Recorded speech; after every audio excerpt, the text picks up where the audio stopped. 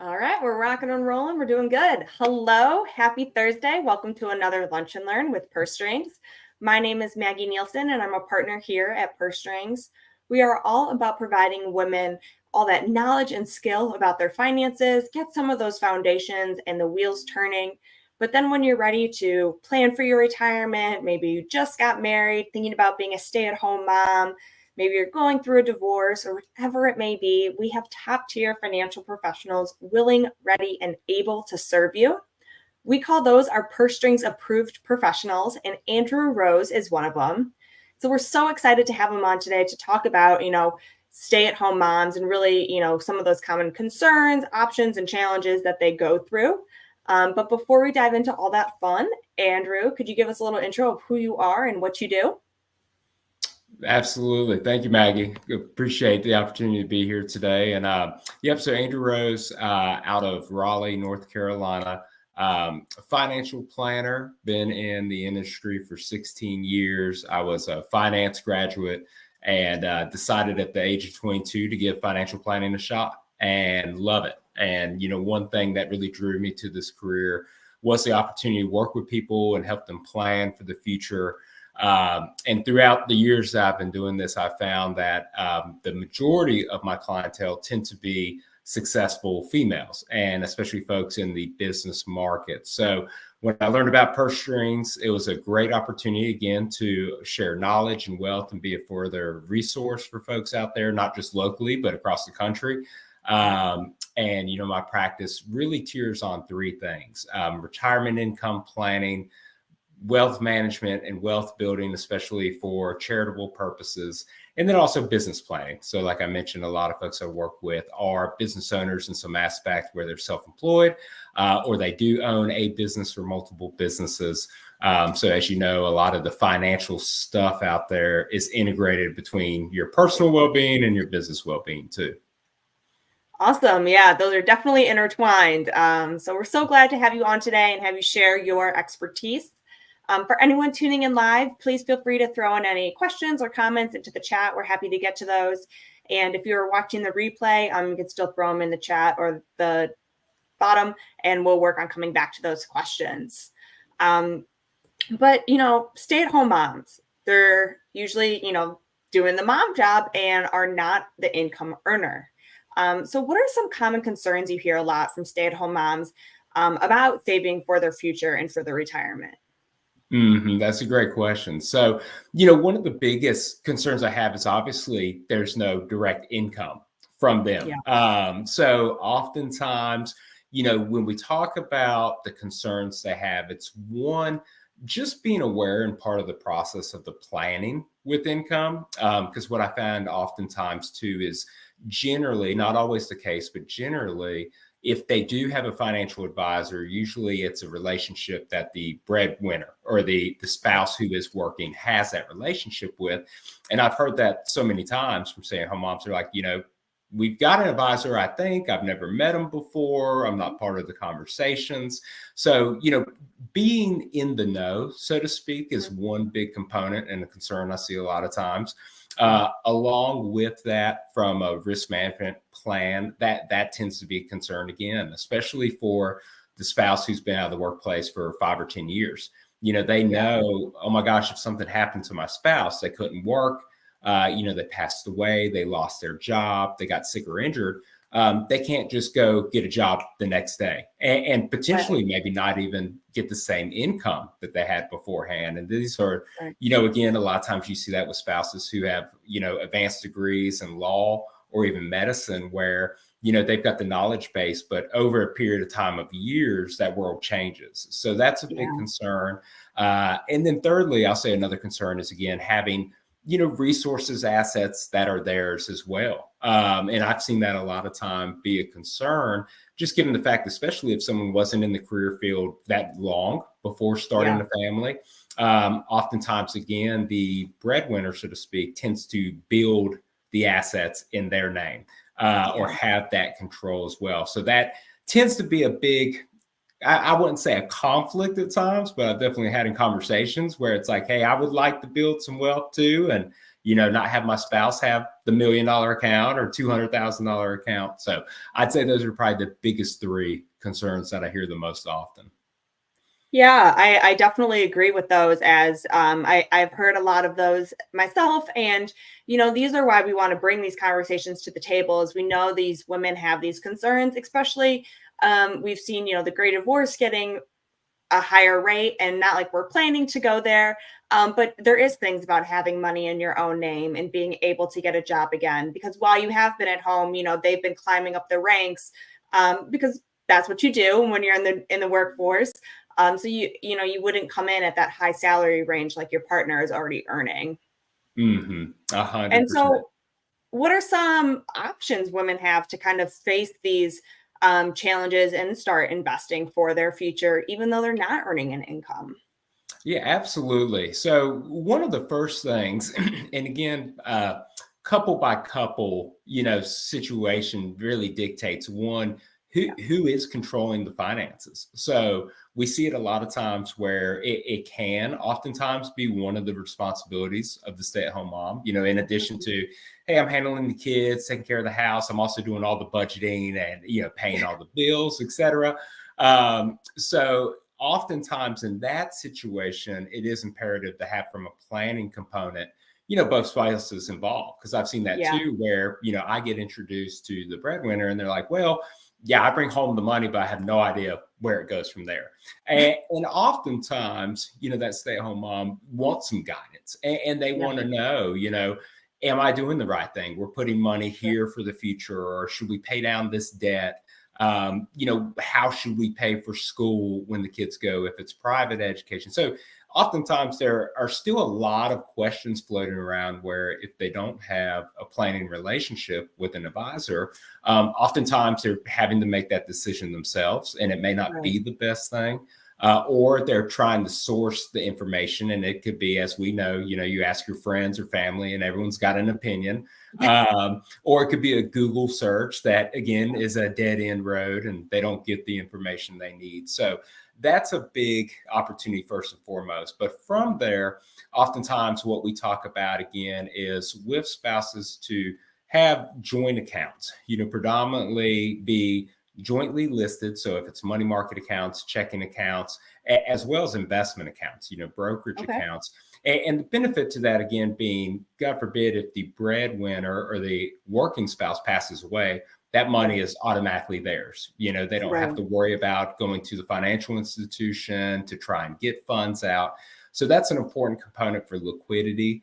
Also, now there's the ability for non-income earning spouses to fund individual retirement accounts, so IRAs. So spousal IRAs, which aren't a separate type of IRA. However, when it comes time to make those contributions, they can do so. And there's a checkbox they put in there. Hey, I've got a spouse making income. I can put in money. And you could do either a traditional IRA or a Roth IRA. Income limits, again, pertain to those. Yeah. But I am definitely a big advocate a lot of times for spouses to do that, especially in one other consideration, which is if there's a big age difference.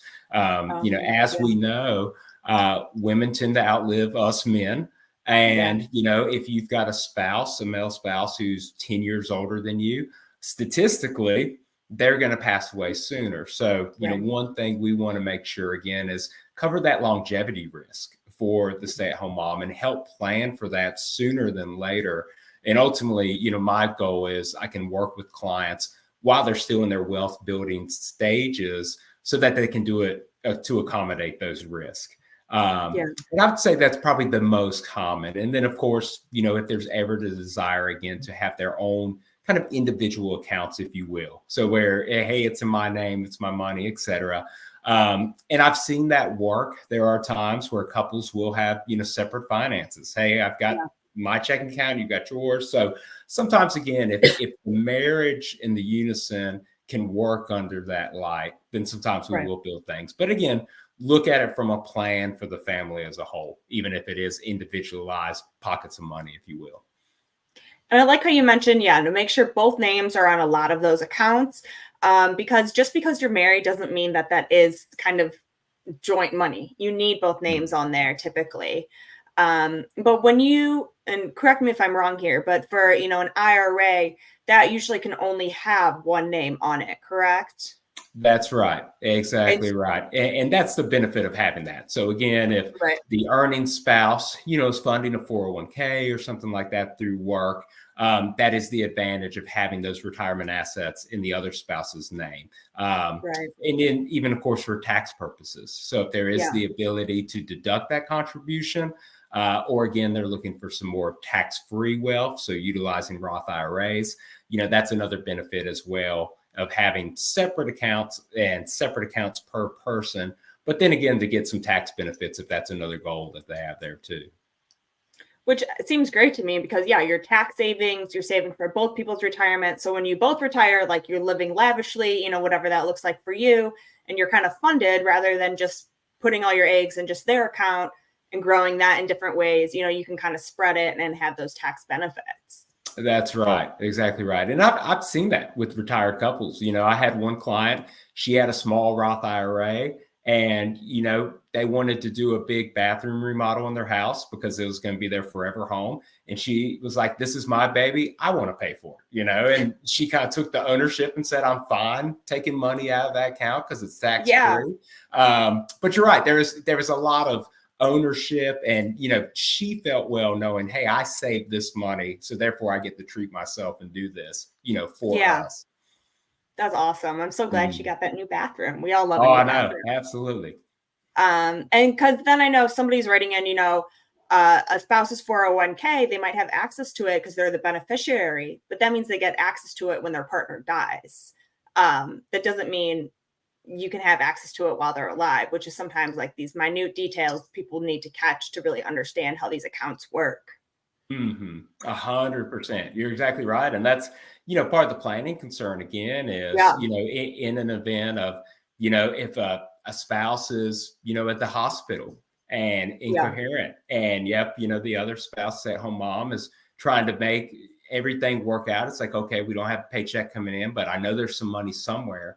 Yeah. Yeah. It just brings a lot of peace of mind knowing it's like, okay, we have accessible stuff given the contingencies that could happen in life. And you Right. definitely have to start planning for those things. Yeah, definitely. And that's why I love, we always encourage meet with a financial planner because going online or, taking even just some of these video clips, they're great information, but we all need that real customized plan for our situation because there are these little nuances that about that like some people just don't think of, or, you don't think of that special scenario, but of course, you might fall into that gap. So having a professional who can see those gaps and really help you fill them in is so essential to make that long-term plan. Absolutely. Yeah. We always say, 20 minutes of time can save you 20 years of heartache down the road.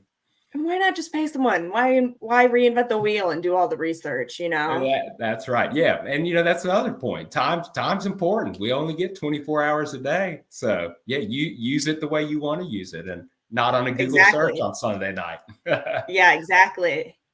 And so what challenges do stay-at-home moms have when their children leave home around kind of career, finance, lifestyle? Yeah, when those little birds leave the nest. Yeah, that's a big change. First and foremost, obviously, lifestyle is a Yeah. big one. I've seen it with clients I've worked with, and that's a big kind of disruption to all of the habits and timelines and everything Yeah. beforehand. So oftentimes that's a conversation we have is what do you want to do now? Like what Mhm. is the goal? What's the ambition? And again, I've heard it from clients where they want to go back to work. They're like, yeah, I put my career on hold for 15 years, or 10 years, and I want to get back in there. And, others we hear, they say, I've loved it. This is perfect. I never want to go back to work. Yeah. But they have time now where it's like, okay, what can we do to use that time wisely where you're happy, you're content, you're still having a purpose. And I think that's a lot of the conversations we have with stay-at-home moms is, they're like, this was my purpose, and I'll never regret the days I had with my children and seeing them Right. grow. But, once you kind of hand that off, the birds leave the nest. It is like, oh no, like I've got to Yeah. find something. So we spend a lot of time on that. And for those spouses who are going back into the workforce, generally the plan is around, hey, hopefully it's not for purely financial motivation.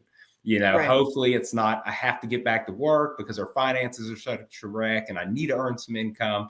But more than anything, if there's the opportunity for the stay-at-home mom to now say, okay, I've got time to do what I want. And that's Right. usually what we start discussing is, going back to their network, sometimes hiring coaches, especially from Yeah. resume and interviewing skills. Because again, those time goes by. It's Yeah. been 16 years since the last interview I've done, and I'd be scared, right now if I had to do an interview for a job.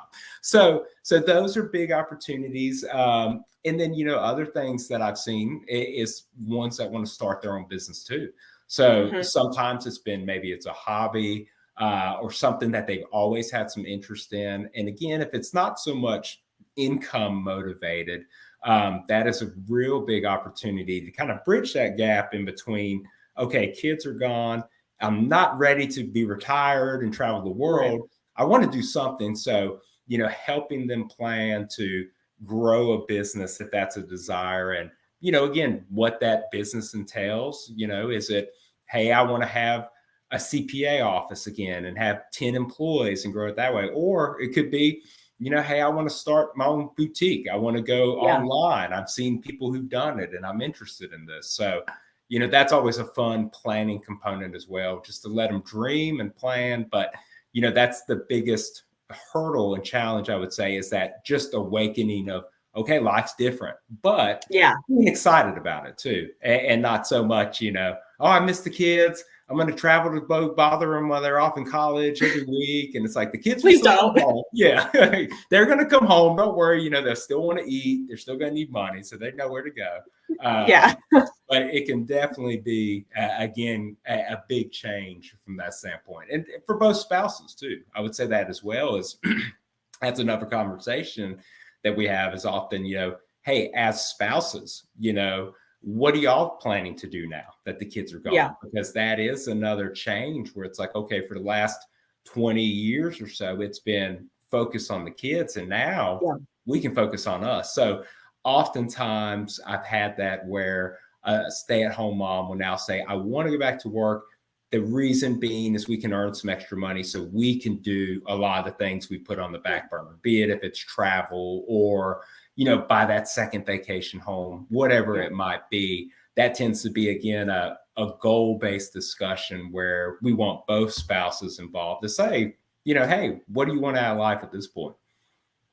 I love how your conversations are not like, yeah, your books aren't looking good, go get a job. But it's like, what lights you up? What brings you passion? What's your desire? Like, and sometimes we don't take enough steps back and kind of think about, what do I want now that I've, had all my focus on these children? Like, what do I want this next chapter to look like? Because it can still be another 50 years.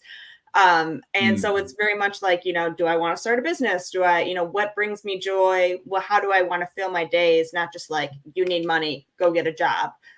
Which is just so refreshing. And so like, we get to design our lives and you're just kind of there to assist with the finances. Yeah, 100%. And I found a lot of times too, Maggie, for the spouses who go into the workforce, a lot of times the income can be really good. And Yeah. and then that's a discussion like, well, I'm making way more money than I thought I needed or wanted to, and I'm happy. And that's the biggest thing. It's like I love Right. the work I'm doing. I'm happy doing it. And it can be, a lot of fun having that conversation, like you said, when you really base it on, hey, what is the intention? What's the dream here versus Yeah. just, hey, I got to go make six-figure salary because I really should have done that 20 years ago. Right. Yeah, it definitely brings a lot more fun into going back to work if that's the direction a lot of folks go. And then it's kind of into those bigger dreams of like, well, I know my kids probably will have kids and I can't wait to be the grandma and do big family vacations or whatever it may be, just taking that another step further now that your kids can function as adults, and then it's like, okay, what's the next step? How can I be like a grandma or, do things as a large family now? 100%. Yep. And I've seen that a lot of times too, where yes, sometimes it is, we call it, it's like the college career. They go back to Yeah. work for 4 years and it's like, my oldest kid's expecting, I'm quitting again so I can be full-time grandma, which there's Whatever nothing wrong with works. that. Exactly. Yeah. Yeah, Again, it's just definitely. trading now. Hey, what am I going to do with my time that's valuable to me? And yeah, oftentimes, that can be the next step. Definitely. And when we were kind of preparing for this, we asked our community if they had any questions, and somebody kind of mentioned, shouldn't stay-at-home moms earn a salary? Which I do think is kind of difficult, as we can't change the government system on this call today, of making sure stay-at-home moms earn some money. But what are kind of your thoughts about that? Yeah, exactly. Yeah, we can't change any laws, but I've seen a couple things that have worked well. So one being, talking about again the kind of virtual businesses that are out there. I Yeah, have seen a lot of stay-at-home moms who, they may do some contract work, some consulting, ghostwriting. It might be again an Instagram or Pinterest store. And again, it's not so much a full-time job or even a part-time job, but it's a way to make some income.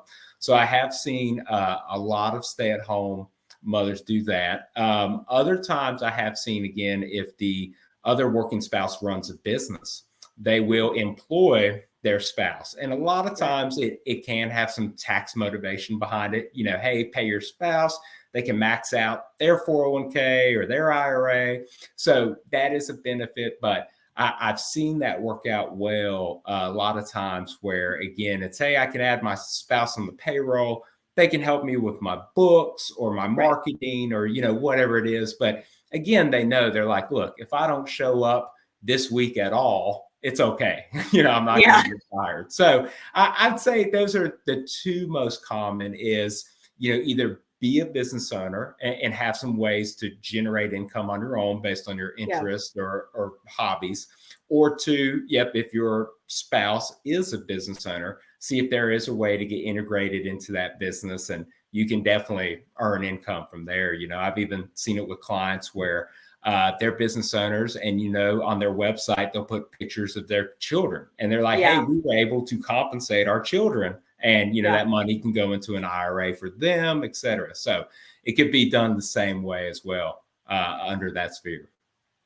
And both those opportunities are really great because they help you stay employable, which, interacting with people, working on if I wasn't on a computer for 16 years or, doing too much, and then all of a sudden you're back in the workforce where everything's online, it's a real fresh start. So we can kind of keep you involved in those different processes, especially, once kids go back to school and you might have a little bit more time during the day. Um, Mm. because I think always, I always think of stay-at-home moms as sometimes it's just the cheaper option because daycare is so expensive. Like, are you even making enough to make daycare worth it, or do you stay at home? So I like the options that you presented, as well as either starting your own little business or side hustle, or working for your partners as well. Absolutely. Yeah. And that's you absolutely hit the nail on the head there, Maggie, with kids are now in kindergarten, and you're Yeah. right. It's like, okay, I've got 7 hours during the day. What can I do in that time? And I've seen that a lot where it will be, similar work in the type of field. Like, let's say they were a teacher and then quit Right. teaching to raise their kids, because you're exactly right. Daycare's $2,200 a month. They're not even bringing home $2,200 a month. So Right. they'll make that decision of, okay, I'll stay at home. But there's so many, work study programs or virtual tutoring programs where they Yeah. can stay engaged. Or like you said, it may be just an opportunity of, okay, I'm going to stay on top of changing technology, Yeah. or, opportunities in my career field just to keep a foot in the door. And a lot of times that can be rewarding as well, because, it does bring, again, that value of like, okay, I am doing something, I am Yeah. contributing, financially, so to speak. So oftentimes that can be a big benefit. But I always tell the folks I work with and stay-at-home moms to, remember, again, you're staying at home to do everything you need at home. So it's like, don't stress yourself out too much with the job. Don't Yeah. get to that point, because I've seen that happen too, where they'll commit to something and a couple months in, they're like, all right, I have no time again. And it's like, all right, let's go back to, the priorities. What's most important at this time? And if it's not the income, you don't need it. Yeah, go back to, again, the work-life balance and find that Yeah. importance. Yeah, that's the thing. We always talk about how stay-at-home moms are usually like $200,000 worth job of um, cooking, cleaning, transportation, being the nurse, sometimes being the teacher, and being the parent. I mean, all these different things, being the bookkeeper, whatever it may be. And so I can see, it's not like you're just sitting at home and need something to fill your time. So you start a business. And so, yeah, it's very important to continue having those conversations of work-life balance, which I appreciate you mentioning versus just like, oh, I'm so happy she's making, $100,000 too, but she's, working her tail off. And it's just, Yeah. that's not sustainable either. So it's like, what, how much money do we need to function here with also keeping our sanity? 100%. Yeah, it's a very fine line, and you're right. You definitely want to make sure it's like, okay, to that point, there's so many duties and things that can be done, from Yeah. after school activities to volunteer activities to just the house itself. And you're right. It's you definitely have to find that time of, okay, we're getting everything we need done. We're happy, and that's the benefit. Where if one spouse Right. is working 10 hours a day, they know it's like, okay, yeah, I might not be able to be at the PTO luncheon, but my spouse Yeah. can be. Or, hey, my mom who's aging needs to go to an eye doctor appointment. Okay, my spouse can take her. So, yeah, Right. there's a lot of balance in that where, yeah, if you overcommit to certain things, especially from a professional standpoint, it could Yeah. definitely derail some of those other important lifestyle items. Definitely. Definitely. It's always a give and take, Mm-hmm. A but hundred I think percent. I think this conversation has been filled with a lot of great, information, but also kind of inspiration of really just doing what makes you happy and kind of what your goals are, and really focused around that, which makes me happy. It's not just all about cash and income, but really making your fulfilling life. And if your whole role and your whole passion is to be a mom, like let's make that happen for you. That's right. Yeah. Exactly right. As we know, time goes by fast and kids grow up faster than they should. So, yeah, Yeah, you got you to soak blink. up every minute of it. Definitely. Is there anything else that you want to make sure is shared with our listeners today, that we didn't touch on? The only other thing I would say is, yeah, amongst being a stay-at-home mom, the other kind of the darker side of it is sometimes there is some loneliness there, Yeah. and I think that can be again a conversation of there's a difference between being alone and lonely, and I think that's where oftentimes I always say, hey, make sure you keep your social circles intact, and if it's your neighbors, if it's again siblings, parents, former coworkers, Mhm. always strive to work and maintain those relationships, because that's an easy place to be, and I think we all experienced it 3 years ago when it was all, Yeah. now we have to work from home, and a lot of people felt isolated. Yeah. But I could say that would be one thing going into being a stay-at-home mother is critically important, just to make sure it's like, okay, you keep your social circle intact, and know that there's others out there who are dealing with the same frustrations and stresses, et Um, cetera. So, and there's so many good groups out there. I know, Facebook groups, yeah. meetup groups, book clubs, whatever, interests are there to keep, that part of life engaged as well. Because, yeah, you definitely don't want to negate the friendships and family as well. So, it's a tough job. I tell you what, financial planning and advising can be stressful, but I don't know if I would trade it to be a stay at home parent. It's a lot to do and a lot to manage. It sure is. I know I just got coffee the other day and I saw like 5 different moms all with their little babies, and I was so excited. They're all just getting together, getting out, it's having their good time. But Yeah. I appreciate you coming on today and sharing your expertise. If anyone's thinking about being a stay-at-home mom or has any other financial questions, don't hesitate to reach out to Andrew. All of our professionals have a free 20 to 30-minute call. Make sure it's a good fit for both of you. Get some of those questions answered. So he's with Capital Financial Solutions. His email is been going through the bottom, arose@capfs.com. He's also one of our Purse Strings approved professionals, so you can check him out on our site, pursestrings.co. But please jump into the conversation. We all want to be talking about money, and reach out if you have any questions. Have a great week. Thank you, Maggie.